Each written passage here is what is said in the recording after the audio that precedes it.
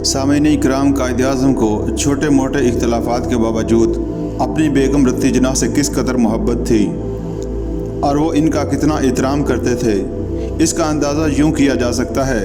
Paris में रत्ती बीमार होकर हस्पताल में दाखिल हुई तो कायद आज़म अपनी बेगम की तीमारदारी की गरज से इसके साथ नर्सिंग होम में मुसलसल 1 माह तक क़याम पजीर रहे। इस दौरान वो नहायत इन्हिमाक से रत्ती जिनाह की तीमारदारी और देखभाल का फरीज़ा सर अंजाम देते रहे। एक मौका पर रत्ती जिनाह ने दीवारका दास को बताया कि जिनाह साहब भी नर्सिंग होम में वही खाना खाते थे जो वो खाया करती थीं। आर्जी सेहतयाबी के बाद रत्ती जिनाह बम्बई वापस चली गई और अपनी वालदा और भाई के यहाँ क़याम किया। जनवरी-फरवरी 1929 के दौरान वो मुसलसल बीमार रहीं। वो हर वक्त उदास, दिलगीर और बुझी बुझी दिखाई देती थीं। कभी कभार टहलने के लिए थोड़ी दूर तक बाहर निकलती थीं। इसी अरसे में कायद आज़म भी हिंदुस्तान लौट आए। वो हर शाम मिजाज परसी के लिए रत्ती जिनाह के घर जाते और देर तक उनसे गुफ्तगू करते। Mister G.M. छागला ने अपनी याददाश्त में लिखा, इंसाफ से देखा जाए तो मुझे कहना पड़ेगा कि कोई शख्स अपनी नाराज़ बीवी के साथ जिनाह साहब से ज़्यादा फ़याज़ाना सलूक नहीं कर सकता। उनका सलूक बहुत ही नफीस था। इख्तलाफात के बावजूद रत्ती जिनाह अपने शोहर को बहुत चाहती थी। शरीफुद्दीन पीरज़ादा के मुताबिक एक ख़त में रत्ती जिनाह ने तहरीर किया, आप आएँ और जिनाह साहब से मिलें, देखें वो कैसे हैं। उनकी आदत है कि वो ज़रूरत से ज़्यादा काम करके अपने आप को थका लेते हैं और अब जब कि मैं उनको परेशान करने और सताने के लिए मौजूद नहीं हूँ तो उनकी हालत हमेशा से ज़्यादा ख़राब हो रही होगी। ये अल्फाज एक मोहब्बत करने वाली बीवी के दिल की हालत को ज़ाहिर करते हैं। रत्ती जिनाह अलालत के बावजूद भी हर रोज़ दरियाफ़्त करती कि कानून साज असम्बली में जिनाह साहब कैसी कारकर्दगी का मुजाहरा कर रहे हैं। 19 फरवरी 1929 ईस्वी को रत्ती बेहोश हो गई। कायद आज़म को उतार दिया गया। कायद आज़म ने फ़ौरन बम्बई वापसी का इंतज़ाम किया, लेकिन उनके पहुंचने से पहले 20 फरवरी 1929 की शाम रत्ती अपने खालिक हकीकी से जा मिली। 22 फरवरी को रत्ती जिनाह की तदफीन हुई। कायद आज़म इसमें शरीक हुए।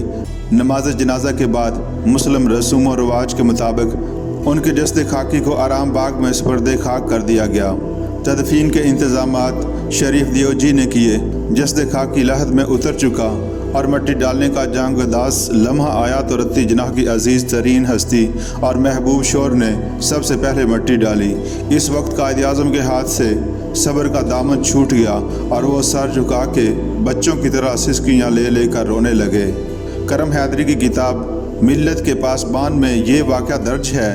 रत्ती जिनाह से कायद आज़म की लाजवाल मोहब्बत का सबूत इस बात से मिलता है कि रत्ती के इंतकाल के काफ़ी अरसा बाद जब क़याम पाकिस्तान का मुतालबा तस्लीम कर लिया गया और कायद आज़म हमेशा के लिए हिंदुस्तान छोड़कर जाने वाले थे, तो एक रोज़ सुबह की पहली किरण के साथ ही वो बम्बई के एक मुस्लिम कब्रिस्तान में पहुँचे।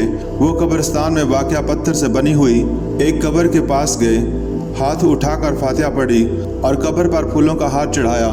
ये कब्र उनकी महबूब और खूबसूरत बीवी रत्ती जिनाह की थी, जिस शहर से वो हमेशा के लिए रुखसत हो रहे थे इस वतन की तरफ जाने के लिए, जो उन्होंने अपनी सेहत, अपनी खुशी, बल्कि अपनी बीवी की खुशी को कुर्बान करके लाखों करोड़ों मुसलमानों के लिए हासिल किया था। सामीन कदर तफसील के साथ कायद और उनकी बेगम रत्ती जिनाह के हालात इसलिए बयान किए कि ये मालूमात आम नहीं और बहुत तकदो के बाद बाज़ किताबों से जमा की गई है। सामीन, इनसे एक बात ज़ाहिर है कि कायद आज़म मोहम्मद अली जिनाह दुनिया में जिस हस्ती को अपनी जान से भी ज़्यादा अजीज़ समझते थे, उनसे भी ज़्यादा इन्हें अपने मकसद से, अपने असूलों से और अपने मिशन से प्यार था। मुसलमानों की बेहतरी, उनके लिए हकूक़ की जंग और आखिर में उनके लिए आज़ाद रियासत का क़याम कायद की मंजिल थी, जबकि रत्ती जिनाह ज़िंदगी की खूबसूरतियों से लुत्फ़ अंदोज़ होने और सैर व तफरीह में शोहर को साथ ले जाने की धुन में नाकाम रही। कायद ने ज़ाती खुशी और बीवी की खुशनुदी के बजाय आला असूलों और मुसलमानों की इज्तिमाही बेहतरी को ज़्यादा अहमियत दी और यूँ ज़ाती मोहब्बत को अपने फ़र्ज़ पर कुर्बान कर दिया। यही बड़े आदमी की निशानी होती है।